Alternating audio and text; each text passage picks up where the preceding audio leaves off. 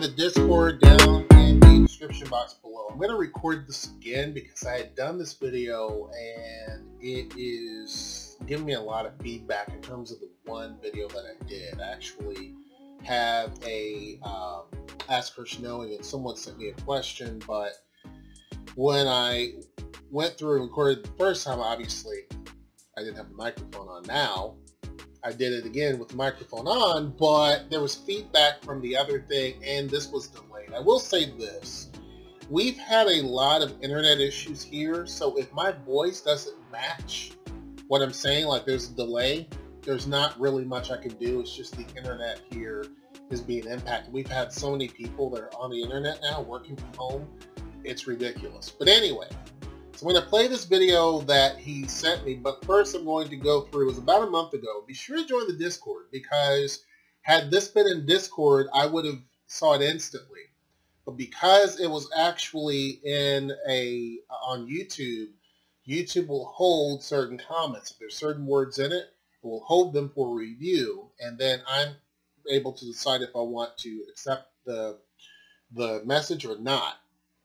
So oftentimes I don't go in there, so that's why it was held, and I didn't see it until just now. It's a month old. But anyway, he says, I done a video talking about the verdicts in Wisconsin, and so he was saying that great and informative video. Brother, did you check out the Dr. Richey's channel? Dr. Richey is on the Young Turks, and so he asked me if I checked out that channel. He says, where he done a video about an 11-year-old black kid in Seattle being racially bullied at school. You should do a video on this if you can. Always appreciate you, brother. So he shows the link, and he says, okay, brother, I left the link in the video. I left the link to that video here in the comments section. And I have a great question that hopefully you can make a future video on. Now, of course, there's racism everywhere. No matter where you go in the world, there's always going to be racism. With that said, what about Seattle in general? Let me make an eye-opening statement so that you know exactly what my sentiments are. Put it this way. When you are black and out and about in Seattle area, do you feel black? In other words, do you feel different? In some places you can feel as if you are, in some places you can feel it, if you know what I mean, like literally in the air. There are some places in America where you don't walk out of the door, I feel, in your blackness, like you're going to stick out or be reminded of it.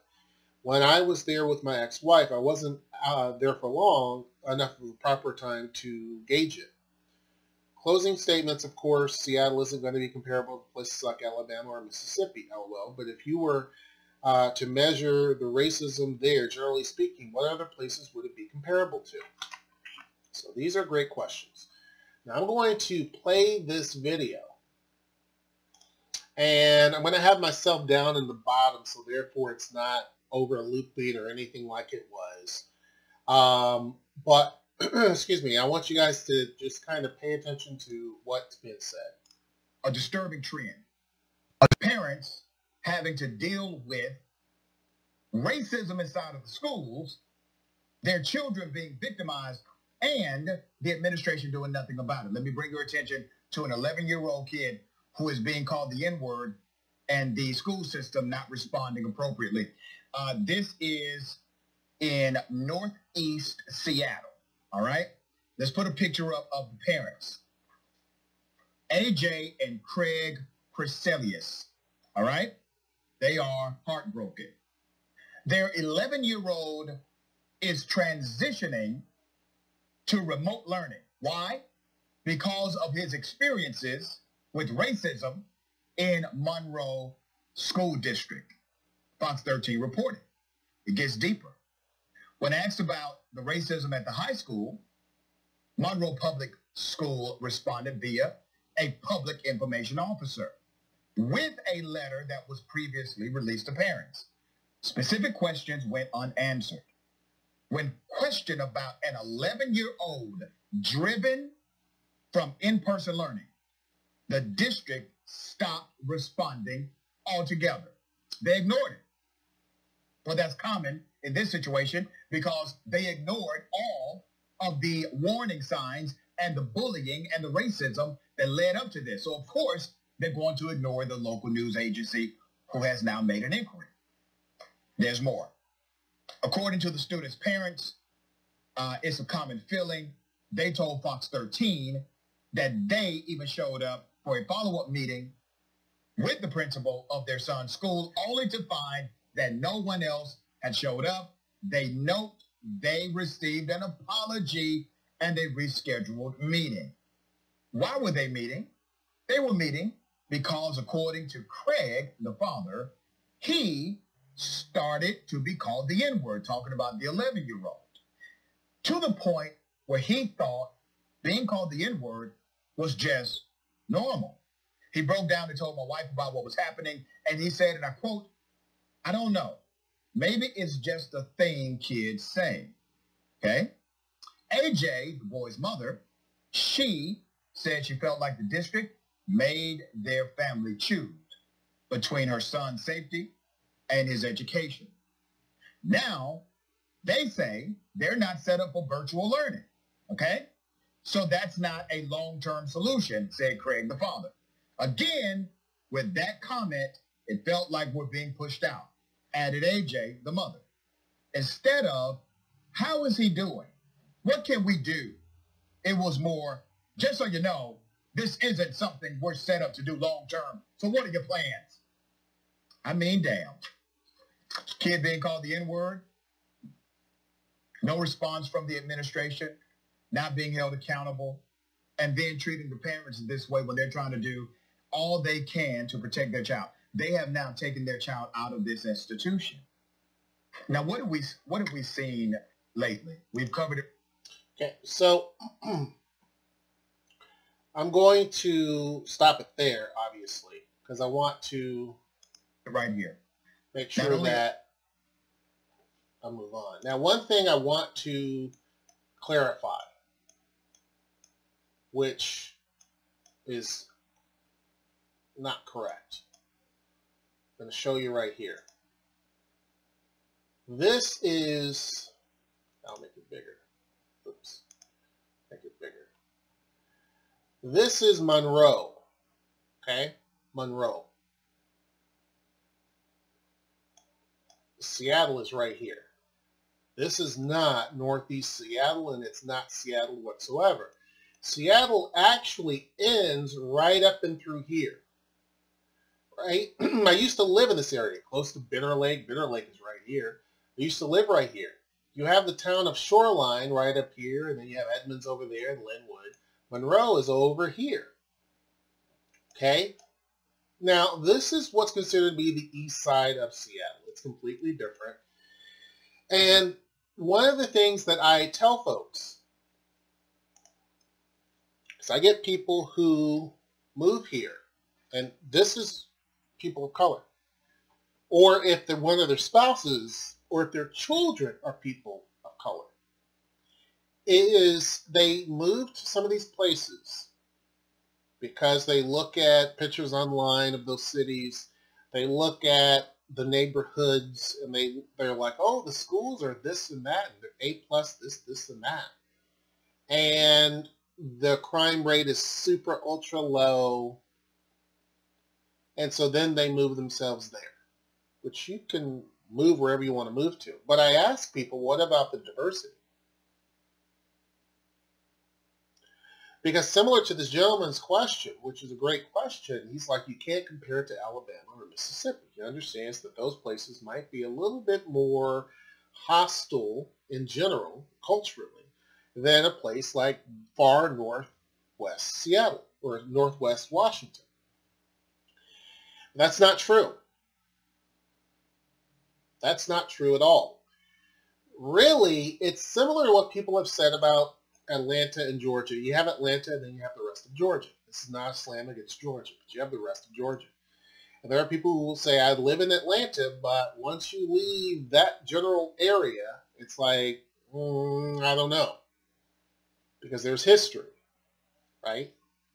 I mean, today, you have no brother, Ahmaud Arbery was in Georgia, right? We're not talking stuff that's happened a long time ago. We're talking about stuff that's still going on to this day, right? So I get that. But I wanted people to understand that this is not Seattle. It seems like there's no on the national news, no city exists except for Seattle, and everything is kind of a neighborhood. So to them, Monroe's a neighborhood, Bellevue's a neighborhood, Everett's a neighborhood, Tacoma's a neighborhood. When the derailment happened, they said that it was a train that derailed right outside of Seattle, and it's like true, but it's really more or less outside of Tacoma because it was just right there. But it paints the picture that it's Seattle, and that's not the case. When we had our kid in Seattle, they went to Broadview Thompson, which was an amazing elementary school, very diverse, and that type of thing probably would not have happened there, and I don't think that that type of thing would have necessarily happened in Seattle. I could be wrong, but I don't think that it would. With that said, that's not to excuse the fact that there haven't been black people that have faced issues of discrimination in Seattle, because yes, I do think that that is the case, especially when it comes to employees, yes. Employers and employees, yes.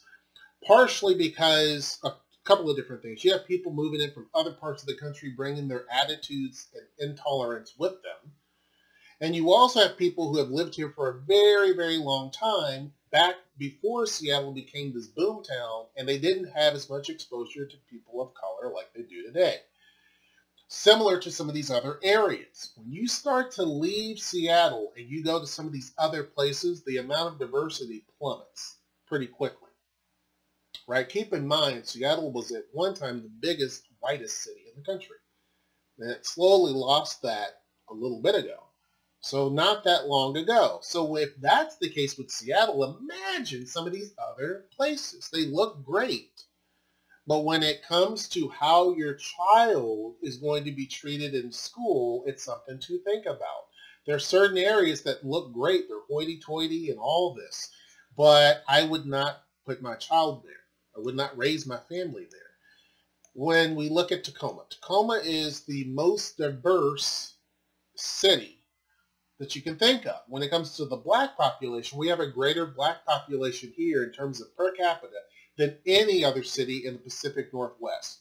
More so than Seattle, Spokane, Coeur d'Alene, Idaho, Boise, Idaho, Portland, Oregon, Eugene, Oregon, you name it. We have more of a concentration here in Tacoma than any other place, by far. And the problem is some people are so scared of Tacoma because they believe some of the nonsense, or they look on it, they go through, they drive through, and the area doesn't have homes built out of limestone and granite on the outside. They're like, eh. Even though that's what their income can afford. Even though Tacoma is basically like most of the cities you find in the country. And this is basically what their income, I mean, if you're not making 150 grand a year and you're saying ew to Tacoma, I question that. Because apparently you're feeding into propaganda, not realities. Do you get what I'm saying?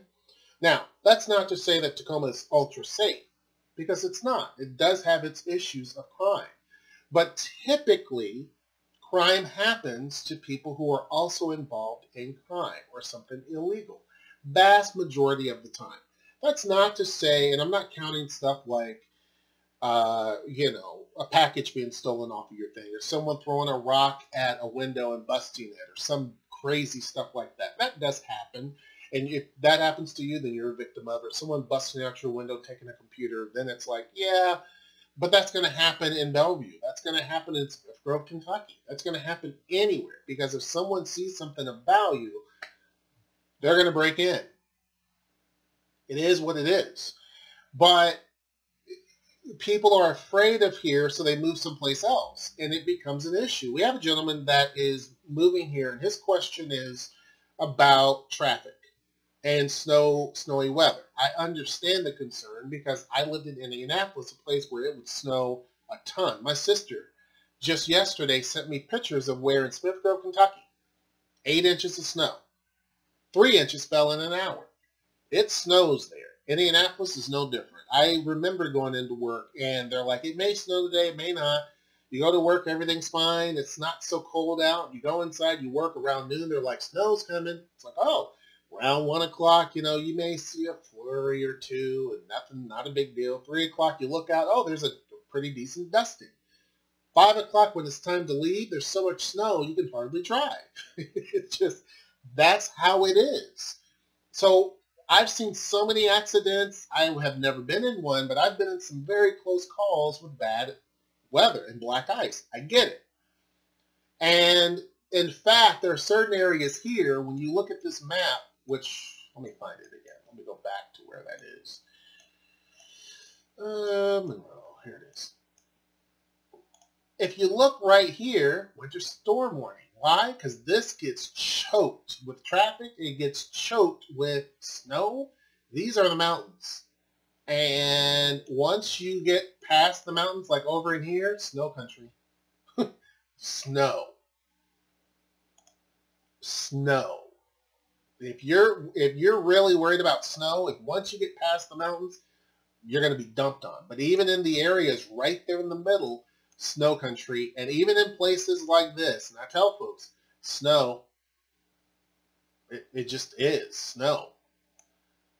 But down in the south, there has been people cut off because of water. There's been so much flooding. So I tell people, if you're wanting to move to Tacoma because, you've heard my videos and what I've talked about, speaking the truth, don't let fear push you to some of these far-flung places, because once you're cut off, you're cut off. It just, Tacoma's a major city. They're not going to let the city be flooded without doing something to get it back online. It's not like it's going to be cut off. You know what I mean? There's certain communities, especially as you get up into Mount Rainier, that's cut off for the whole year. You know what I mean? Almost. So, because of snow. But they're not going to let Tacoma or Seattle or Bellevue be completely cut off. It would just be bad for the state economy. Some of these other places, unfortunately, you see what I'm saying? Like, there's only one way in, one way out. That's it.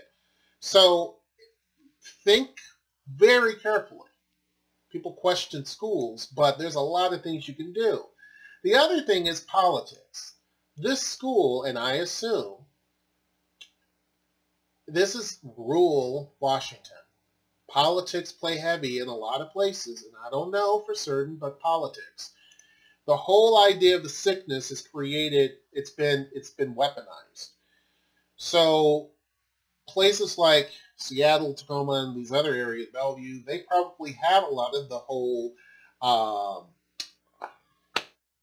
it slips the tongue right now, but the whole learning at home, the offline learning.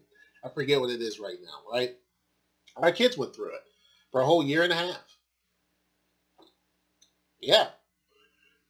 But it's looked at here as, we don't want to put our kids at risk, so we're going to have basically at-home learning. Now, you have an option. You can also have public school. You can go into school, have your kid go into school, or you can keep them home. There's an option. Some of these places feel like that whole remote learning thing is just a scam, and that it's something that is being overly cautious and overly scared and blah, blah, blah. Again, I don't know two things about Monroe other than what the story has said. And so I don't know. But I would assume by them saying that they don't even have the option for remote learning. Again, you have to be careful with where you move to. And some people, again, will sit and look at Tacoma and talk about what they think they know and that they don't know. And say, well, I'd rather live in a certain area. And for this gentleman, he could probably live anywhere in Washington and not have a problem. But his wife and his son, it's a different story. Just like in parts of the country, he could live everywhere. Not an issue. Her, you may not have as much tolerance as you may think. And so often I have people that will say, oh, I moved to such and such because, we weren't quite sure about Seattle, and, we definitely weren't really sure about Tacoma, but we moved to such and such because, we felt like it would be better. And it's like, that's great. That's great. But then when you look at traffic issues, when you look at being cut off because of storms, power getting knocked off, again, big urban cities, power gets knocked off anywhere. but it's going to be up and running quick. Even in Bowling Green, Kentucky. I came from a time when Bowling Green was a tiny town. And when power got knocked off, however long it took for it to get back on is however long it took to get back on. Nowadays, there was a tornado that went 200 miles across Kentucky, wiped out a lot of places, and destroyed a huge chunk of Bowling Green, knocking power out. They got power up as quickly as possible. Why? Because now Bowling Green, Kentucky is considered to be a much bigger city. The university nowadays, from when I used to be there, is a much bigger, it's a much more important area. So some of these other areas are still struggling, but Bowling Green, they're already starting to rebuild, right? Bigger cities have a lot more opportunity to get you back online. So some of these areas, I'm not sure. Now in Tacoma, I can live anywhere. Anywhere. But some of these places, I don't know if I necessarily would feel comfortable with my kid being in school.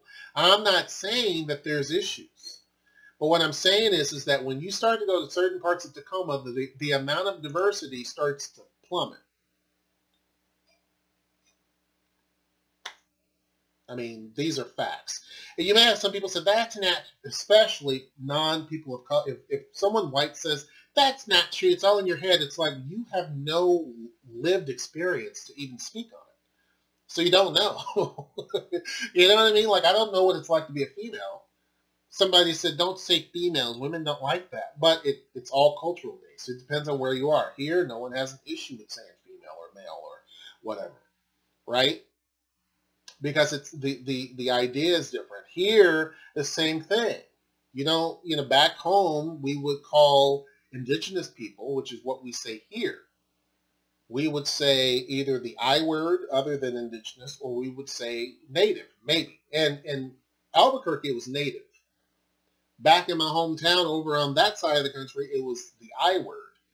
And here, if you say the I word other than indigenous, it's pretty offensive.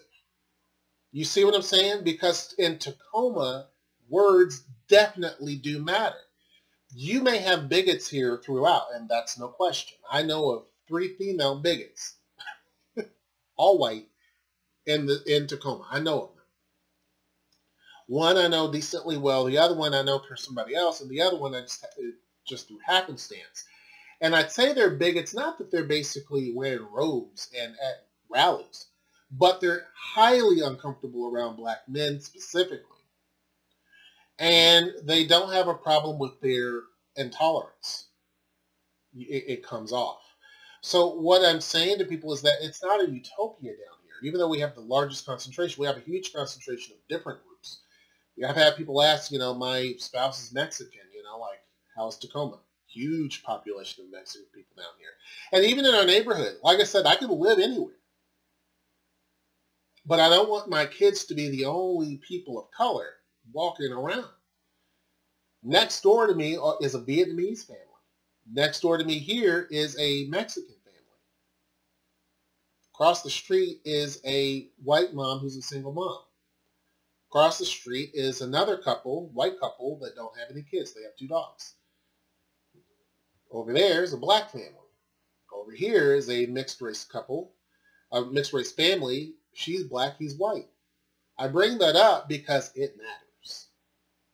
And if you're not paying attention and you foolishly choose a place because you're scared of Tacoma because you think people are going to be crip walking across the top of your car, you're going to set yourself up for failure. You're going to spend $600,000 on a house and realize you're the only person of color, one of 50 in the entire town. And when you want to go for something that is culturally representative of yourself, whether it be food, whether it be clothing, whether it be hair products, whether it be plays, books, whatever, you may be fresh out of luck.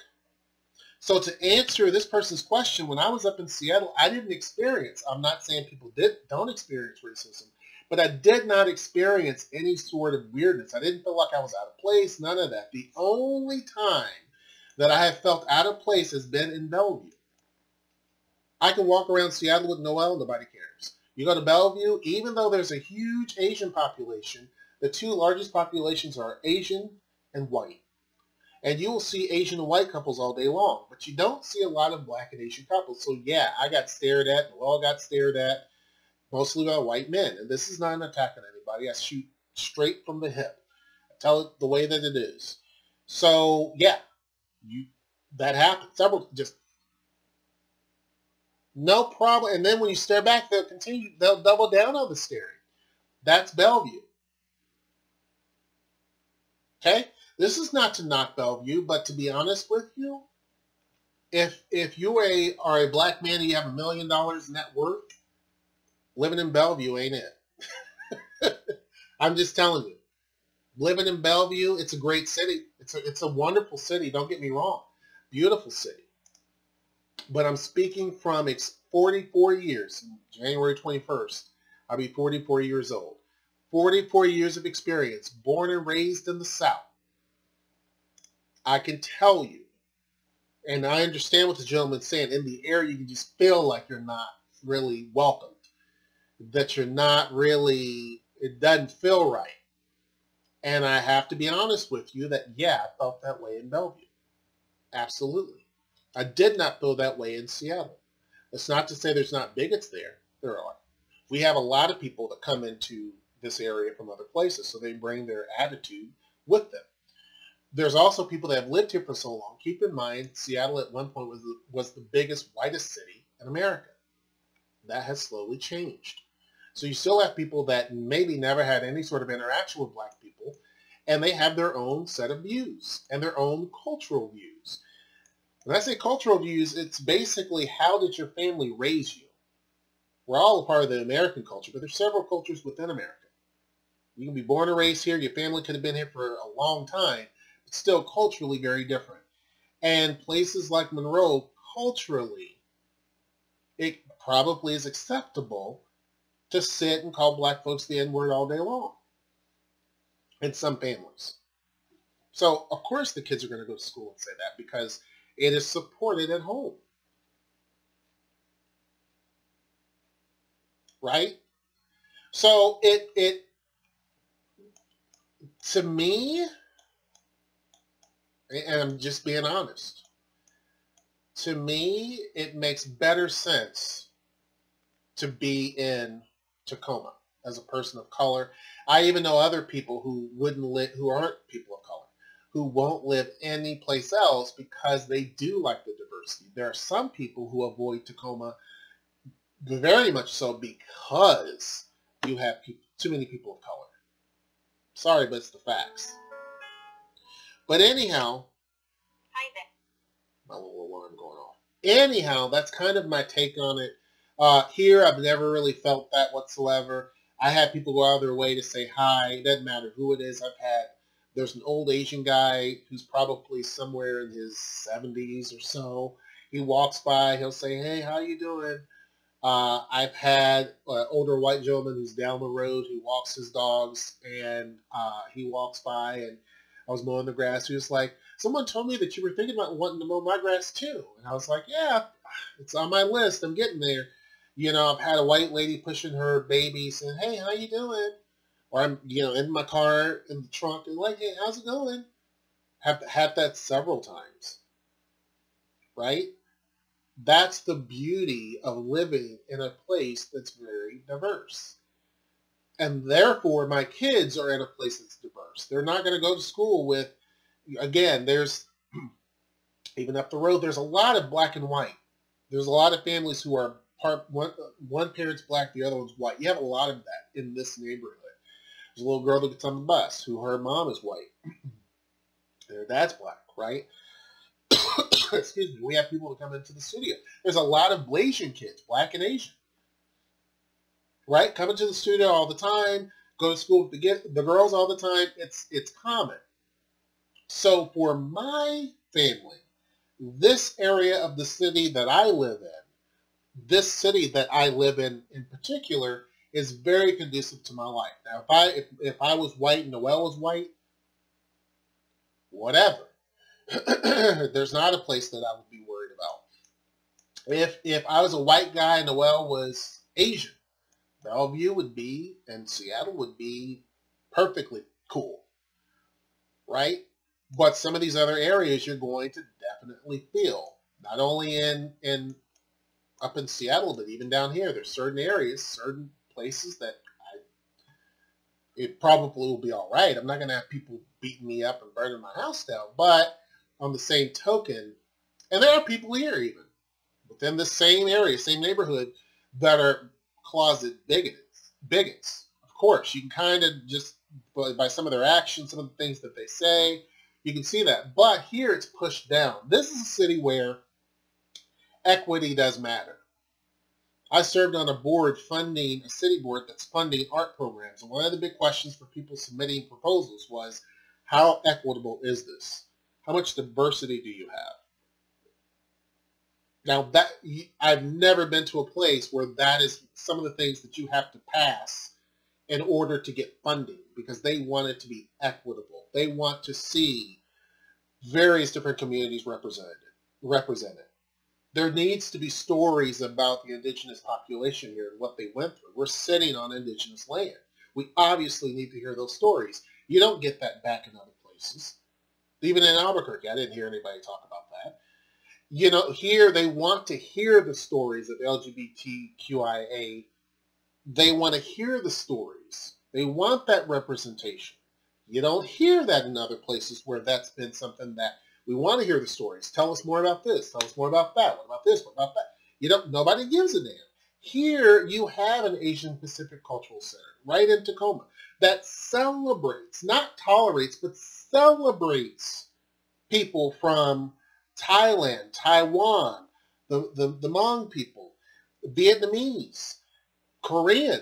You have that. You have the Korean Women's Association. Tacoma has a tremendous amount of diversity, and that is something you can't find in the concentrations that we have anyplace else. And for me, I can, like my mom said to my dad, we can live on one side of hell, but we cannot allow our children to be raised in that. And so therefore, they didn't live in certain parts of town when I grew up. We grew up in a certain area. Something else someone said that's very poignant. Celebrate the diversity of culture as an expression of the creativity of God.